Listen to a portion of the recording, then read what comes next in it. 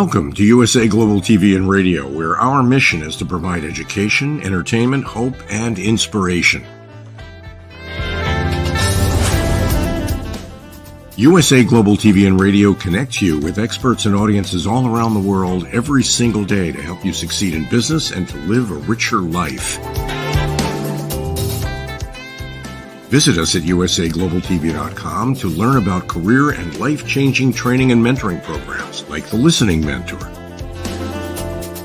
Subscribe to our newsletter to stay informed about our special programs and offers. Discover how you can become a guest on one of our shows or a host or producer of a USA Global TV and Radio show of your very own. That's USA Global TV and Radio, where the doctor is always in.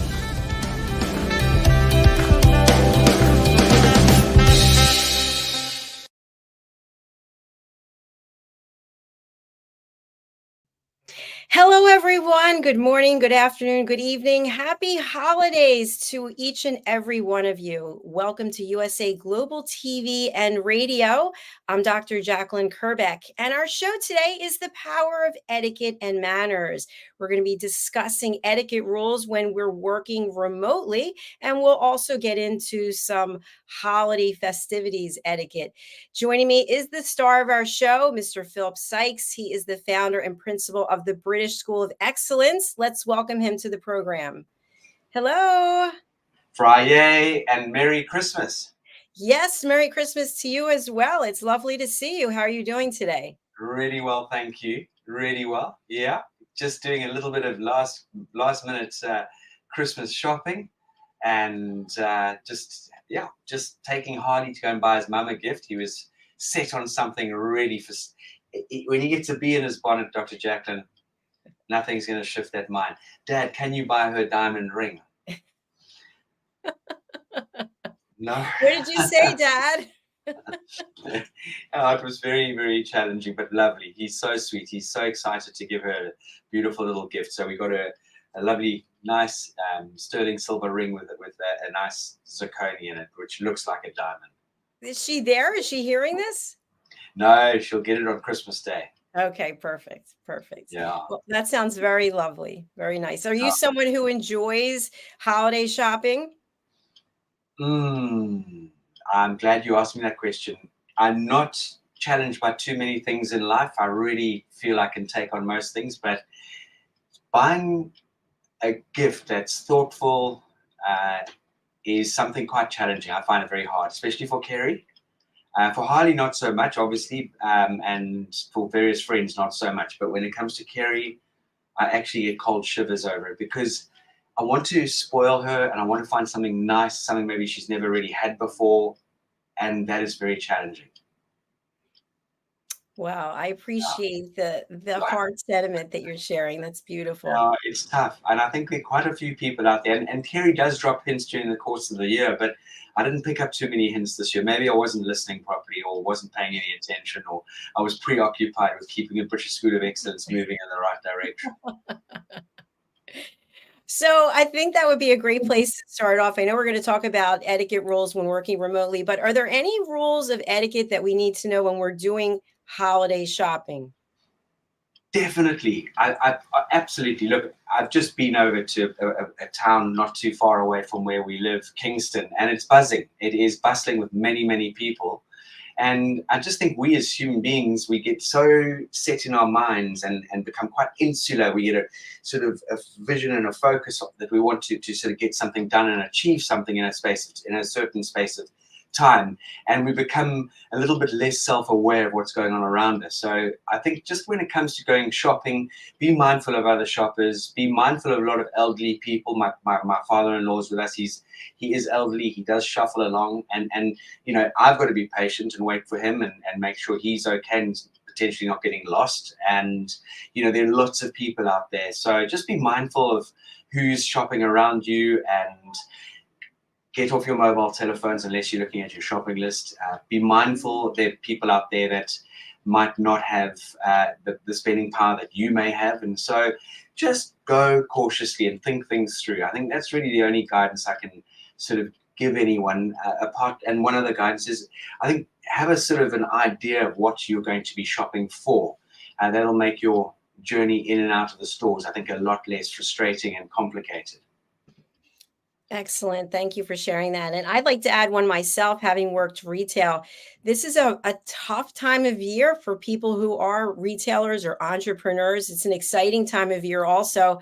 But I think many times we take all of our anxiety and we put it on the person who's helping us, who's supporting us get that gift. And that's can really be daunting and just ruin someone's day. So just remember to be kind. Many of the people who are in retail, they're standing on their feet for hours, working in sometimes freezing cold stores or really hot stores, whatever the case is. And that's all I would just say as well. Please be kind to the people who are helping you in the shopping experience. Absolutely, 100%. And again, things might be sold out. You can't get frustrated. It's one of those things.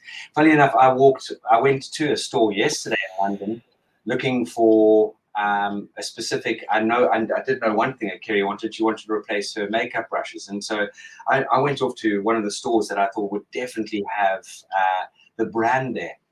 And the brand is no longer part of that store. So they're only in 2 stores in London. So again, plan your journey. I mean, I still managed to find something rather lovely, but just plan your shopping as well. It'll save you quite a hassle. And I think with now modern day and age, we've got so much information at our fingertips that we can, do our research well in advance and leave that last minute rush to go and actually enjoy the last day before Christmas really kicks in. Excellent, excellent. And you can do a lot of research online to see what stores even have, especially let's say you're cooking a dinner and the grocery stores, I know they're all open here. Some are even open on Christmas Day, but you might not be able to find what you want. Look online. They all have their inventories there online. That'll save some time as well. Absolutely. Yeah. Have you got any plans over the weekend, Dr. Jacalyn? Well, there's something exciting that I'm working on here for our platform, which I'll tell you about later. That's going to take probably a week or so. So I'm going to be working on that. And then, of course, I'm doing my usual workouts. I'm very grateful to the coaches who are working over the holiday weekend so we can get in there and get some exercise. And then I'm going to a friend's for dinner. Ah, fantastic. Oh, that's wonderful. Excellent. Very nice. We've chosen quite an interesting topic today. I think it is interesting because I worked when I was in corporate, I worked remotely for decades, and it's not the same experience as when you go into the office. And I know we can talk about what it's like when you're on the computer, if you're on Zoom or you're on some other platform, but there's some other things as well in terms of etiquette and manners that I think are good reminders, especially as we're closing out this year. And I know there are a lot of organizations, at least here in the US, that are looking to get people back into offices, and people are saying, no, I want to stay and work remotely. And I think one of the reasons could potentially be because the employers are not seeing the productivity level that they used to, or they have this overhead for the building that they're leasing. There's a lot of different reasons that could be. But what would you like to start off with in terms of etiquette rules when working remotely? It's a big topic, and a lot of us have become, I would imagine, rather professional at it because we were forced into doing it, especially with businesses that could pivot into the Zoom room, into working remotely. People have obviously, I think, mastered the art of it, I hope. If you haven't, there are some guidelines. And one of them for me, I think, is we need to get out and mix up the remote work with mingling and connecting with people. There's already been a big disconnect with human beings as it is, even before COVID came along. And I think I put that purely down to digital technology and people becoming maybe a little bit more selfish in their sort of outlook and the way they handle themselves. And I'm generalizing, obviously, but I just feel that working remotely, one of the rules and guidance that I would love to share and steer people on is to get out at least once or twice a week, go to whether it is you do have the privilege of a hot desk at your office, or go to a place where there are people working remotely from a central hub somewhere, or get out and go to a coffee shop, as the old adage was, the old internet cafe. And that, I think, will definitely help you remove that sort of almost tendency to sometimes feel lonely. I know I feel very lonely at times when I've been in my studio on a regular basis, and I've got no one around me. Yes, we're having Zoom meetings and connecting and telephone calls and that sort of thing, but it's not the same. And when I do start feeling like it, I know I've got to push myself out the front door, either take the dog for a walk and walk to a destination and go and sit and have a coffee and maybe, start a conversation with someone. I agree. I understand. As you know, I spend almost all my time alone. It is interesting when I finally get out of the house to go exercise and I'm with other people. It's like, oh, I miss this. I miss the energy and that connection. One thing I'd like to share about etiquette rules and working remotely, and I think that sometimes we take this for granted. It's very obvious if you're a gardener, you have certain tools that you use, right? And sometimes the tools wear out and you've got to replace them. But when we're working remotely, many times our computer is our tool. And if you're working for a large organization, they're going to provide updates by pushing them out virtually or through the VPN. But otherwise, we're responsible for keeping our tools updated. And I find many times that people are unaware of the fact that whatever browser you're using, it needs to be updated. And let's say even if you are on a podcast or a live broadcast, your surroundings need to look professional. And I find, because I interview so many people, and I know you have so many people that you come in contact with as well, that people just show up and their audio is not right, the video is not right. And it's kind of like, well, it's out there forever. This is you. This is how you're showing up, taking interest in it. So you don't have to be proficient in technology, but you can go to YouTube or any of these other places to learn how to update your software and keep your tools relevant. Absolutely. There is nothing worse, Dr. Jacalyn, than you literally starting a meeting with someone and something starts to update, or they've forgotten to charge their computer, and again, we mustn't get lackadaisical about this, because we can just think, well, I don't have to prepare that much in advance. I'm at home. I can just sit at my desk and bang, I can just jump onto any sort of meeting. I think actually, personally, we've almost got to be more fastidious about how we prep for these sort of meetings. And some of the things that when COVID did happen to all of us as an organization, we were very fortunate. We pivoted very quickly, and we did a lot of online coaching, but coaching people on how to have online meetings and how to work effectively from home and how to be that much more dynamic. And some of the areas that we really focused on was, we need to be very, very clear on our communication. We need to be able to communicate with the people that we're going to be meeting with that day. We need to respond in a timely manner. We need to update our team members on a regular basis. Punctuality, Dr. Jacalyn, you and I are sticklers for that. And again, if someone says we're starting a meeting at 10 o'clock, virtually you should have checked, just going back to what you were sharing, Dr. Jacalyn, you should have checked things at least 15 minutes before you start that meeting. Updates, checking that your screen's working, your sound is working, making sure the equipment, the tools that are at your fingertips are working. Again, going into a professional background, having the correct sort of lighting, the dress codes, making sure that we don't have any distractions. In other words, a phone pinging or something that can sort of flash or blink in front of us while we're in a meeting. And again, we need to look at the camera, not at the screen, because if we're having quite an intimate meeting on a laptop, for example, you're going to be looking at that person's face, which is the right thing to do. But actually, you ought to be looking at the camera, because then you would be making that human connection. And that for me is huge. And something that we really made very clear is, how do we build that rapport? I just came into the screen there. How do I build a rapport with you? And learning the art of that, because we can't shake a hand, which is really physical and wonderful.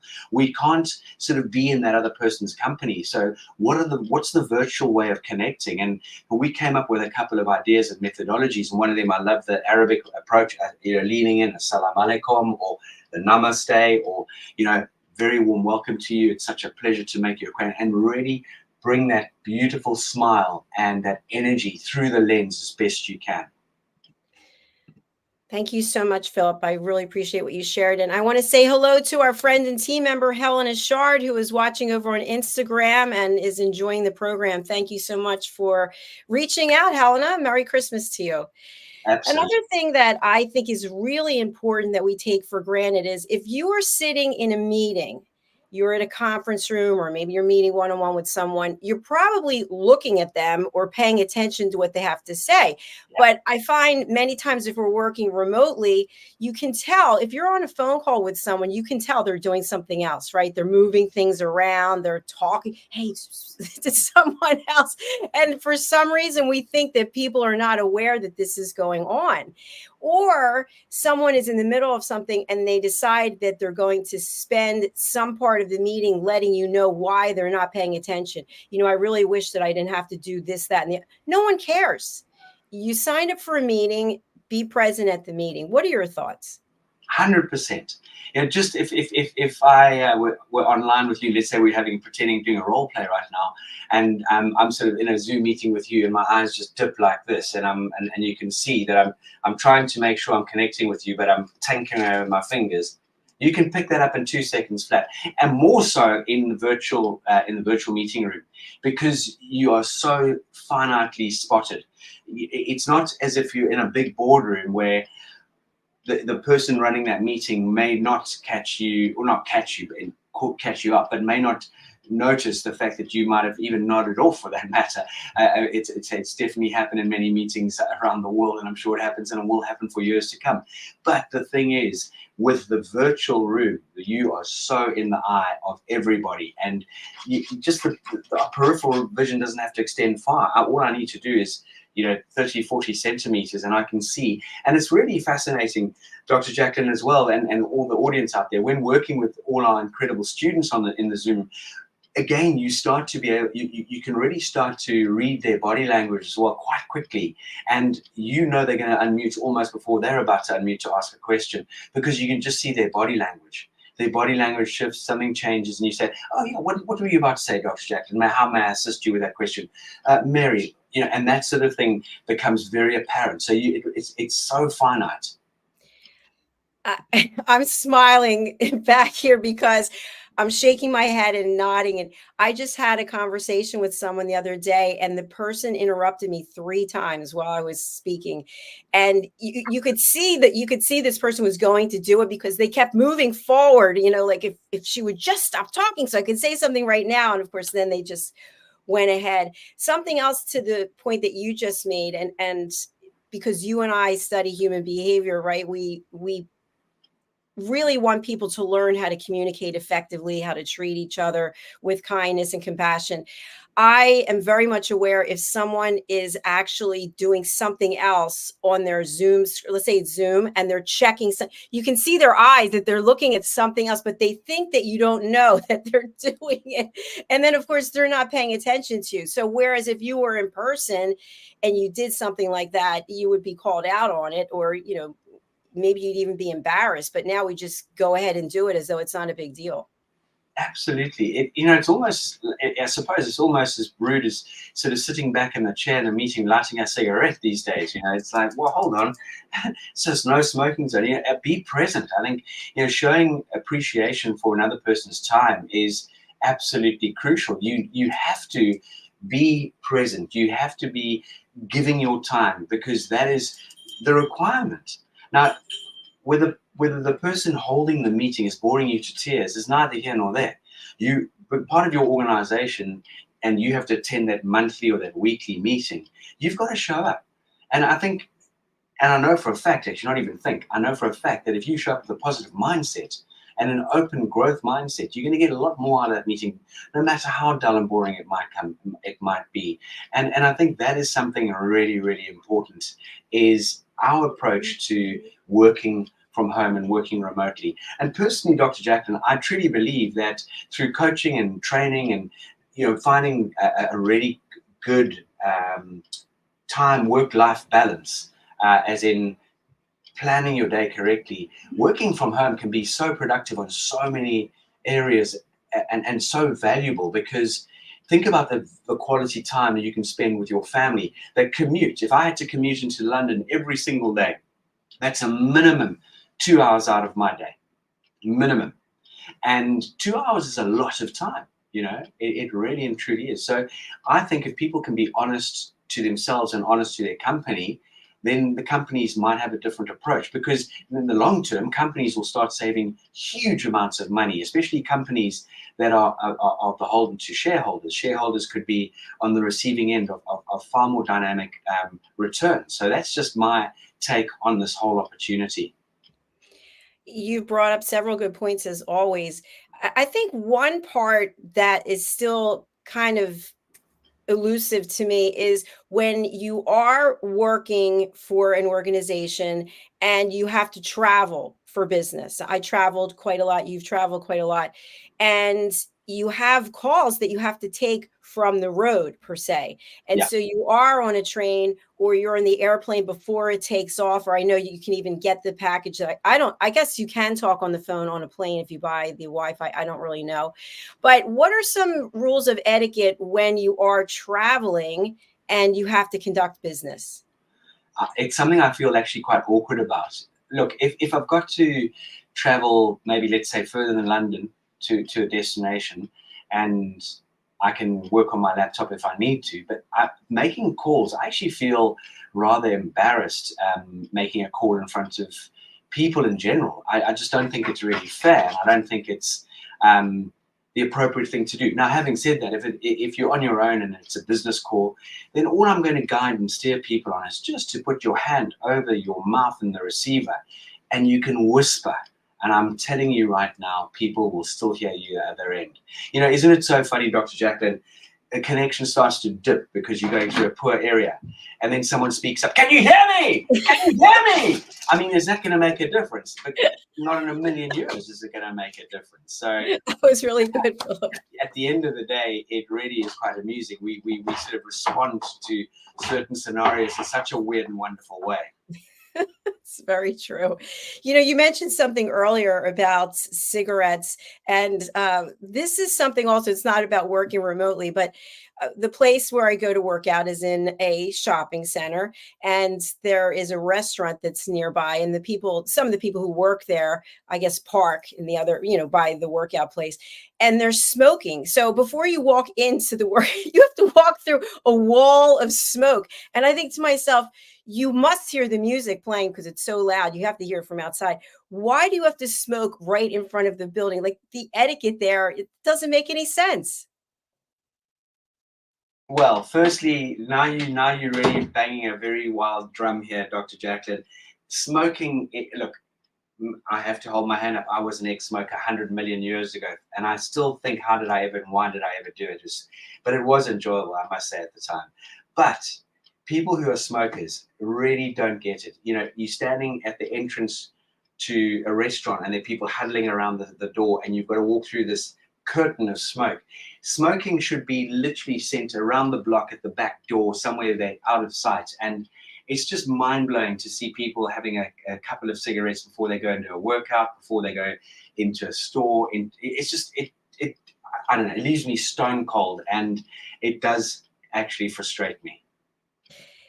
I feel the same way. I think it's interesting, off topic, of course, when I see someone who's just about to work out and they're drinking one of those highly caffeinated drinks, and I'm thinking, oh my gosh, like, it doesn't even seem like it's safe to do. But kind of crazy. So how about that etiquette rules when working remotely? When we're in the office, I remember the water cooler talk where people would hang around, at the water cooler, or you might see someone getting coffee in the little kitchen area. And of course, that is not happening when you're working remotely. But people can eat and drink when they are on a call. I just had this happen the other day in a meeting, and the person's eating a sandwich.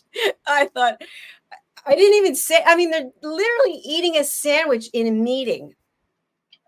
That's, again, for me, it's unless you've been invited to a luncheon and eat your sandwich in a meeting, you don't do that sort of thing. I mean, let's have a meet, greet, and talk and chat over a sandwich. That's fine if that's the situation. But in an actual Zoom, online virtual meeting, it's just a no-no. Unless, okay, when we run our trainer, we're doing 6.5 hours each day for 5 hours. I actually insist that the students bring some cookies or some sandwiches or fruit. And we're not going to shun or point a finger at them for doing so, because it's an intense day. So permission has been sort of opened up and granted, so to speak.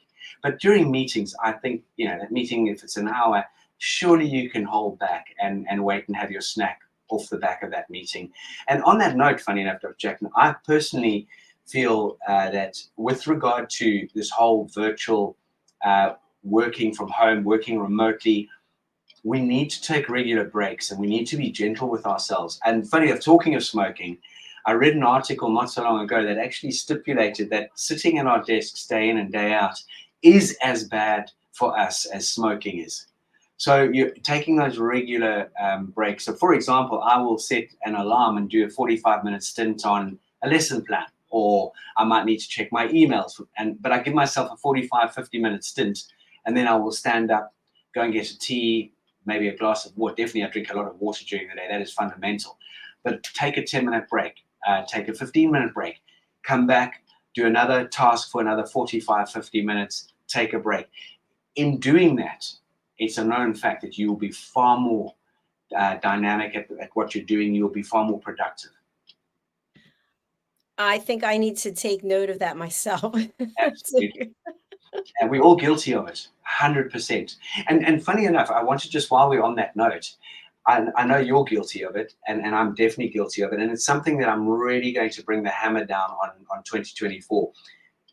Remote working, as many pluses that it's got, is not healthy from another point of view. And that is, I often sneak into my studio because I need to just finish that, or I just need to do this, or I've got a bit of time on my, and all of a sudden at night at 8 p.m. I'm at my computer for another hour, and that's not healthy on any level, unless you've got some serious deadlines, obviously. But again, with the right sort of time management, we can circumvent that opportunity from sneaking in to your studio and getting ensconced in work. And that time should be spent more with an appointment with yourself or with your family, or reading a book, or doing something a little bit more constructive. Good point. I'll take note of that as well. Thank you. And with the time we have left for the show, I'd like to move into more holiday etiquette. Yes. As you know, people are they're traveling right now, and the busiest time of the year, I guess, or maybe Thanksgiving is, I'm not sure, but it's definitely quite busy. One thing I've noticed is a lot of road rage. People blowing on the horn. I'm thinking, where do you want me to go? Do you see any space for me to go anywhere? But people pushing at airports, or get out of my way, so there's a lot of stress. And then we're going to stay with someone, presumably, and then we take that out on them. And meanwhile, they're getting the house ready, they're doing the cooking, they're getting ready for you. So you have two parties that are just stressed out. Oh my word. Yeah. Again, it goes back to that opportunity that we have to be gentle with ourselves and to slow down. We've just, as I mentioned, we just drove back from Kingston, and there's traffic, and I will always pause and see if I can let someone in. What am I going to do? Get there a minute earlier because I didn't get that person in, or am I going to get there a minute later? Guaranteed, the time that I get back to my destination, my home, is neither here nor there. And it's just a lovely thing to do, and it makes you feel good. So again, it goes back to that 6-second rule that we always encourage people to take on board, and just to slow down. Also the person that's honking a horn at you, Dr. Jacalyn, is going to upset you. It's going to make you be, where do you want me to go type attitude. And before that, you were listening to a nice Jingle Bells and Christmas carol, and all of a sudden someone's hooted at you, and now it's revving your motor. And I think that's just very, very unfair, because in life you're going to get an action, you're going to get a reaction.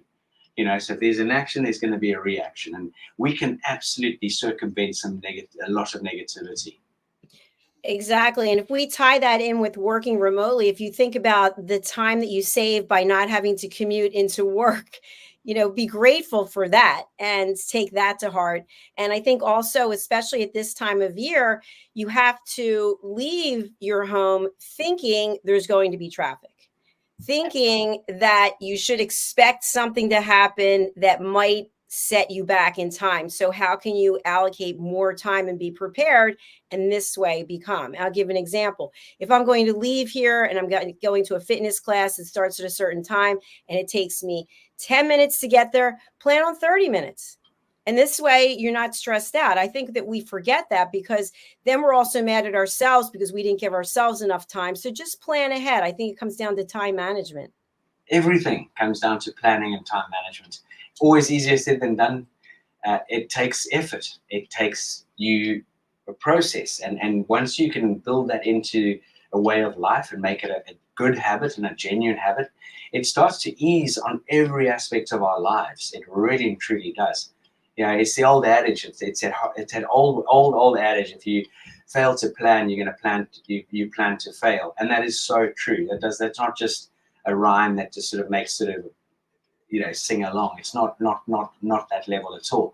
We really need to make an effort to think things through, and it's exactly the same as going shopping without a shopping list. Inevitably, you're going to come back with a lot more items than you even plan to go shopping for, because you haven't got structure. It's a simple, straightforward guidance and steering. I love that you just brought that up, especially when it comes to shopping. A little inside information about me. I don't go and do the big shopping for the week because I never know what I'm going to feel like eating. It's just me. So what I will do is maybe 2 times a week, 3 times a week, I'll go into the store and I will not use a cart.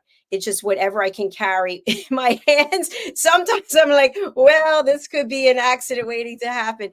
But this way, I don't buy more than what I need. So that to me is planning out. And I'm also a germaphobe. I don't want to touch those carts, especially when they don't have any of those wipes to clean them. So I also wanted to mention about time management, because I think this happens also when you are in an office environment, and let's say you're meeting in a conference room again, that conference room could be booked for, right at a certain time, and you have to leave the room. But when we're on remote calls like this, or we're having remote meetings, sometimes the meetings just end up going longer and longer and longer, as though there's not a definitive end to it. So how can we put something in place so that doesn't happen? Dr. Jacalyn, see, that is a very good question. I have an idea. Go for it. Okay. So the reminder is when I was in corporate, and this didn't happen to me, but if you were late to a meeting, the door was locked, you couldn't get in. So you could see people like peering in, like, nah, sorry, you're not getting it. So I think if you set the expectation at the beginning, Philip, our meeting today is going to be 45 minutes. It cannot go a minute longer. So at the end of the 45 minutes, we're just going to be disconnected. We're just going to be leaving the meeting for all. And what I remember is when I worked at a television station, other than this one, the show was just shut off after the third. Like, they had this huge timer, and at 30 minutes, it was just shut off. There was black screen, fade to black. Well, now that you raise it, I'm part of a sort of a networking group, and I know one of the gentlemen who opens up the Zoom. If you're not in within the first 2 minutes of the meeting starting, he doesn't let you in. So, I think we do need to become a little bit more stern about time and meetings, and making people understand there's an essence that needs to be respected. It has to be respected. Dr. Jacalyn, I've read that amazing passage to you on numerous occasions. We get given 86,400 seconds each day.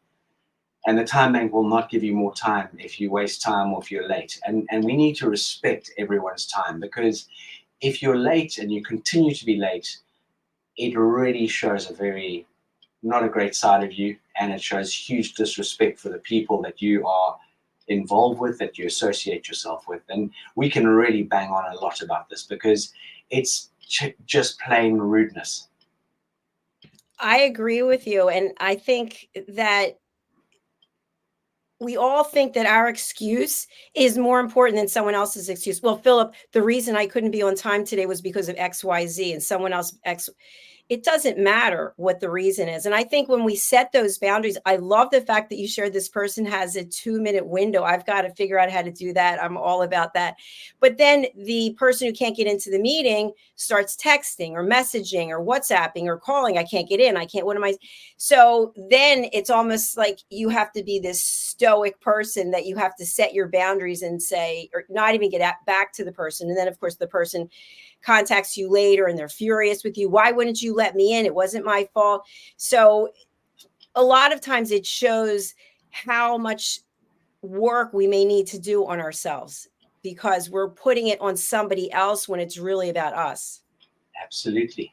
Absolutely. I think it's absolutely fundamental. And I think if we can all sort of start thinking about 2024, it's quite a big challenge for a lot of people. And one of those challenges is, and let's put it out there, is to be punctual, to make sure that you're respecting people's time, that you're respecting your own self, and you're showing up with the right mindset, and you're showing up in advance. It goes back to, we've mentioned this on numerous occasions on various shows, Dr. Jacalyn, and that is, if a meeting's starting at 10 a.m. and you get there at 10 a.m., you're already late. You must be there 10 too. It's the same as going back to the virtual. Get to your desk 15 minutes before. Make sure everything is functioning as it ought to be. Make sure you've got battery packs, whatever it might be, to make sure that you have a successful meeting. Presentations are sorted out, your homework is done, your research is done, whatever is required of you. Show up with all guns blazing. Agreed. And Philip, I've had to take a hard stance on this platform, and it's been awkward, but guests are told when they get the link that they need to be in the studio 10 minutes before the show starts. And the reason for that is so that we as a team can understand what would the person like the audience to take away from the program. We can also make sure that we have the person's contact information, which is really important because we want people to reach out to them. So in many cases, the show has already started because I have a co-host with, like you, and then someone pops in, I see them backstage and I don't know who they are. I'm not saying this show because you know who everyone is, but on other shows, I don't know who the person is. And I see them sitting there waiting and I have to go over to the private chat and say, I'm really sorry, but you weren't here on time and we want to make this the best experience for you. So please book in again. And there are times people do not book in again. And I'm sure they're annoyed, but they didn't follow what the policy is, which is really to help promote them and have them shown in the best light. Absolutely. Absolutely. And that's only fair. I think that's really only fair. 100%. It's challenging, and that's part of what I teach in setting boundaries and asking permission. And I know that you teach similar things at the British School of Excellence. It's almost like you're still compassionate and empathetic person, and at the same time you have to have boundaries because otherwise people just roll right over them. And they will continue to do that until you put your foot down. And that's uncomfortable sometimes, isn't it? Yeah, it is. And again, I think through the polished language skills and the power of using correct etiquette and manners, tonality, whatever is going to get your message across in a very clear, it's not that you're being an authoritarian, but it needs to be authoritative. And the other person needs to understand that, hey, I'm actually peeved, Dr. Jacalyn, every time we open up a meeting, you're late. And this is not going to happen any further going blah, blah, blah, and whatever that message might be. And draw a line in the sand and say, it's finished. We're not going to dwell on it, but just make sure that you put that, that nail in that coffin, so to speak. And while we're on that subject, thank you. I have pulled up your new course that you're offering. Actually, you've been doing the course for a very long time, but it's available for people in the general public to go ahead and purchase it. Would you like me to share my screen and show that? That would be wonderful. Okay, fantastic. So here we are on the Udemy platform, and we are looking at business etiquette, the polished professional. Tell us about this course. Well, Dr. Jacalyn, we found that the polished professional that we were running in person had become exceptionally popular, but it didn't always suit people. Also, there's budget. People understand, and we need to find a way that we can create a great quality course that gives people the tools to really shine, and they can take this course, they can buy it, it becomes theirs for life, and they can dip in and dip out of it. And the value add in this program is fantastic. We've had incredible reviews. Well, I see there on the screen now, we've already got a 5-star rating there. I think we've had about 250 downloads since we launched it. We launched it at a wonderful $9.99 value. People were saying it's way too cheap. It's much more than $9.99, and this just gives people the taste of what we can offer and how we can really deliver some great content and material. The bottom line is, put it into practice and you will start to see great changes in your life. And by the way, I told you that I did look at some of the previews, and they're so well done, so professional. So that's one thing I'd like to just close out with. When you are doing a video, for example, I know in sales, there's many times in my career when I actually had to do a role play or a presentation, I had to submit it to the executives. So that has to be professional as well. And you have to have the right mindset, the right attire, be in the right frame of mind. Tell us a little bit about how to record yourself in a professional way. Yeah, that's a great question. Well, firstly, your script needs to be on point. You don't need to, look, some people are very blessed with a photographic memory, and you can read the script, you can learn the script, and off you go. Now, as we all know, modern technology, we've got teleprompters. So get accustomed to working with a teleprompter. Make sure that you are very, what's the word I'm looking for? Very tuned into that teleprompter. You're looking at the lens. You are very natural when you are delivering that program or when you're speaking. So in other words, it takes a lot of practice. Very rarely have I seen people who are putting an e-learning course together hit it in the first sort of first take. It does take practice. So have a couple of dry runs with your teleprompter. Make sure you've got the most incredible lighting on you, a good, beautiful background, and your volume, your sound has to be spot on. And then from there, as well as getting someone who's professional behind the camera, from there they can then take the material and then cut it accordingly and stitch it together to make it flow elegantly. So it's something that does just take practice, and you really can do it. Anyone out there can do it. There's some wonderful opportunities, and you do not need a professional studio. You do not need to go and throw huge money at the problem at all either.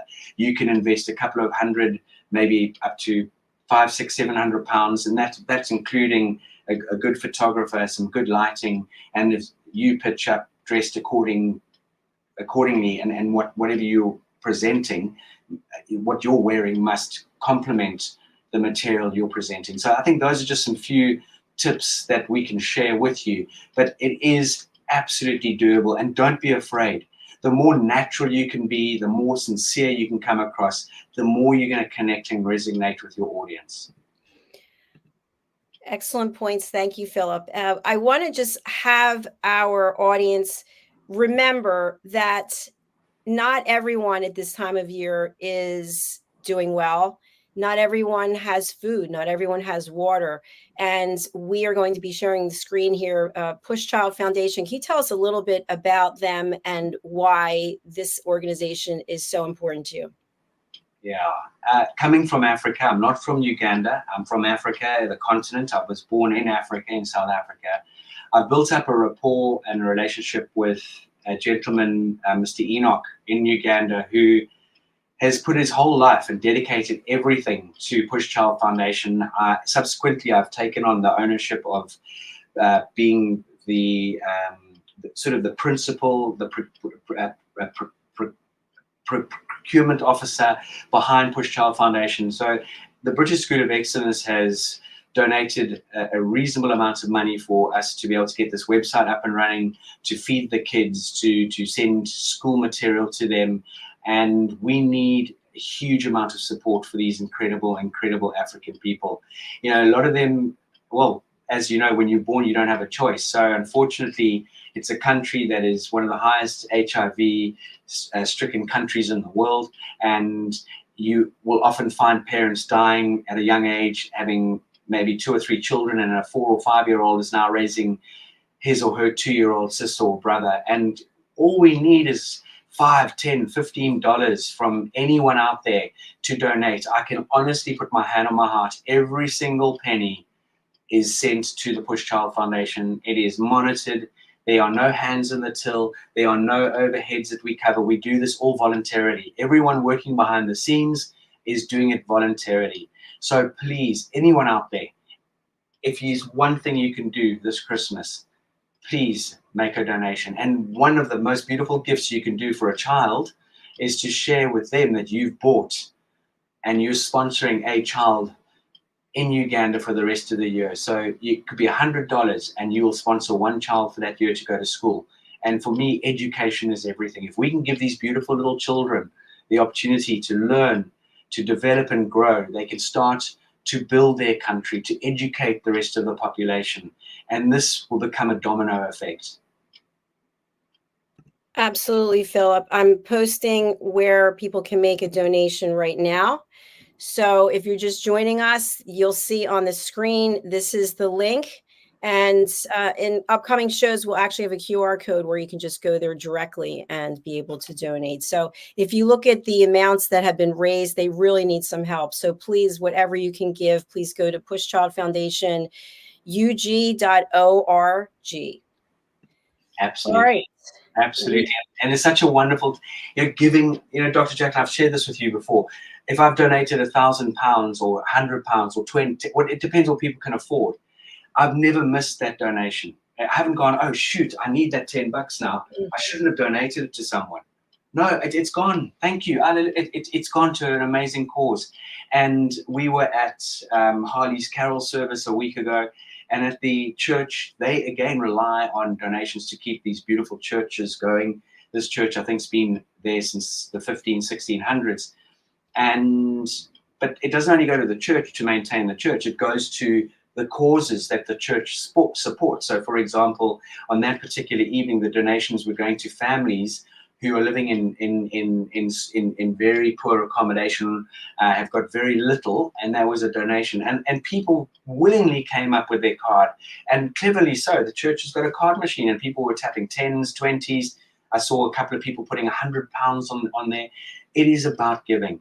And the more we give and the more we do for other people, I can well assure you, it'll come back in droves. You will get a return in the most incredible ways.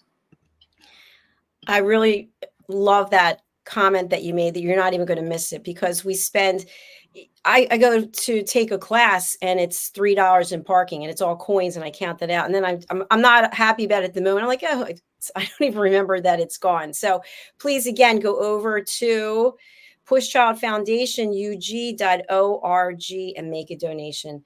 Philip, it is the time of year where people are making all kinds of resolutions. And I think a great resolution would be for people to embrace becoming an etiquette coach, incorporating that etiquette training into their business, into their job, into their life. Tell us more about this. Yeah, we all have choices in this world. We all have the ability to show up in whatever way we want to. And I have days where I think, oh, my hat, do I really need to face today? And then I find tools. I've created tools that I give myself a trigger, and I'm able to energize and vitalize myself to put my best foot forward. And everyone out there, no matter where you are in the world, whether you have a little bit of money saved or no money or lots of money, just start investing in you, because you are unique. You are the one and the only one who can make a difference to yourself in this world. And by doing that, you will show up and someone will notice, or you will catch someone's eye. Something amazing will happen.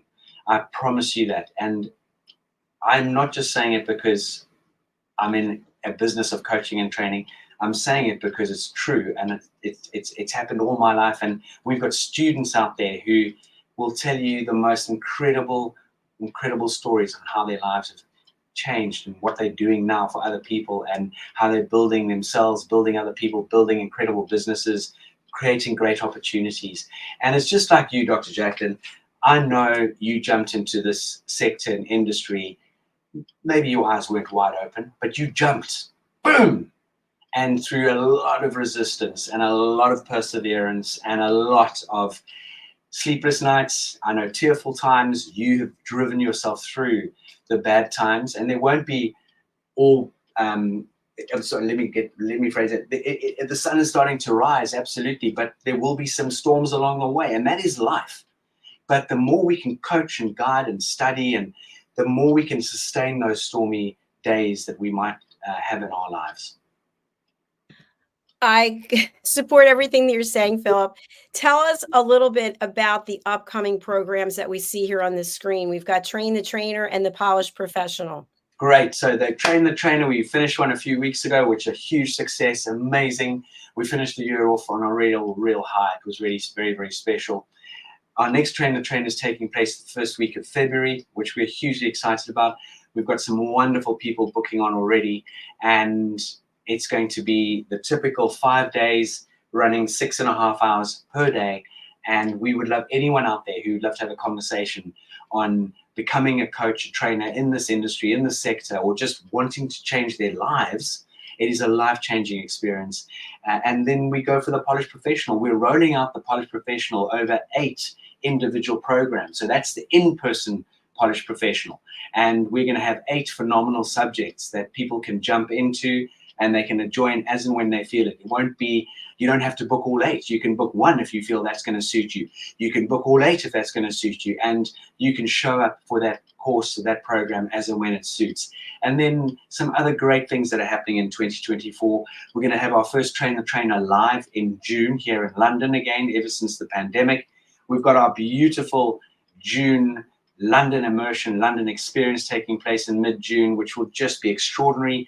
Watch this space. We're very close to launching the landing page and the material surrounding all of that. So all of you out there, anything you require from the British School of Excellence, just email us. We love having conversations, and we would love to keep the door open so that you can bounce thoughts and ideas off us. And if we can best guide and steer you, it'll be an absolute honor to do so. Philip, what's the best way for people to reach out to you, and who would you like to contact you? hello@thebritishschoolofexcellence.com. Anybody out there, from a child of 6 to the oldest person we've had through the school is 78, anybody out there who wants to invigorate their lives, better themselves, help other people, just make contact, because this is what the British School of Excellence is all about. We focus on the power of etiquette, manners, emotional intelligence. How do we connect with people? How do we communicate? How do we network effectively? How do we best show up with the right clothing? How do we best show up with the right mindset? And I can continue and continue. How to present from the front of the room. All of these aspects we deliver here at the British School of Excellence. Woo! I love it. That's outstanding. So many reasons for people to reach out and connect. This is an opportunity for you to grow and expand, meet new people, learn new skills, and be part of a community. Everyone who walks through that door at the British School of Excellence who's been on this program is just at the top of their game, the top of the leaderboard. Absolutely. They really and truly are. They really and truly are.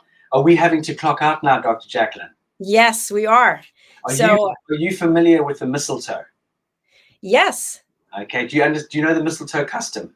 I do not. Tell us. So hanging mistletoe in the home is an ancient pagan practice which was adopted by early Christians. And the custom of kissing under the mistletoe started in England. And according to the tradition, it's bad luck to refuse a kiss beneath the mistletoe. So, Dr. Jacalyn, go and find some mistletoe and go and hang it around wherever you go, and go and stand under there. Okay. That is a great tip. Thank you. Well, we are closing out for this week. Will you be broadcasting next week, Philip? What is next week? Is it next week Friday? What date will that be? I don't know. Christmas is next week. I'm losing track of time. So we're on the 21st or 22nd today? Today's the 22nd. 22nd. So next Friday is the 29th, correct? Yes, that would be correct. May I get back to you on that? Of course. Yes, absolutely. We'll chat off screen. So Super. thank you so much for being here. And thank you to the British School of Excellence. And thank you to our new followers who are over on Instagram. We'll also be launching on another new platform. Stay tuned. I'll be sharing that information after I get it all set up. So thanks again. And let's say thanks to the wonderful students, the alumni at the British School of Excellence who were part of this next clip that we're going to take a look at. Bye, Philip. Bye-bye. This program is brought to you in part by the British School of Excellence and founder, Mr. Philip SYKES, building confidence, changing lives. Do you share our view that etiquette is a set of modern life skills that are essential for personal and professional success? Join us as an etiquette coach and change people's lives through the power of etiquette and manners. The last few days have been really amazing. I had a trainer course from the British School of Etiquette. And I must say it's been one of the best decisions I've ever made and one of the best investments I've made in my own training and development. Now, words alone will not describe the transformation and the positive path that I have traveled with the British School of Etiquette. I find I learned a lot from the lessons this time I came. The last few days with the British School of Etiquette have been fantastic. And what I've learned now is really beyond my expectations. This is the most rewarding experience and the best investment I have made this year. It was just great. I learned so much, and when I go back to Belgium I will incorporate a lot of it into my day-to-day life and business. It's been absolutely wonderful for the whole week that we were here. I feel transformed, and I feel like blowing a trumpet and tell people, come and do this school. This class is the best. This is the best school ever. You should take it. It will change your life immediately. I am now able to teach other people how to bring the best of them. Thank you. Thank you, BSc. Thank you. Thank you so much. Thank you. Thank you to our clients for their testimonials on the Train the Trainer program. Our exponential and global growth is so significant that we've evolved from the British School of Etiquette to the British School of Excellence, where we're investors in people. Let us invest in you and your career. Contact us to become an etiquette coach. Go to thebritishschoolofexcellence.com. Start your career and elevate your success today.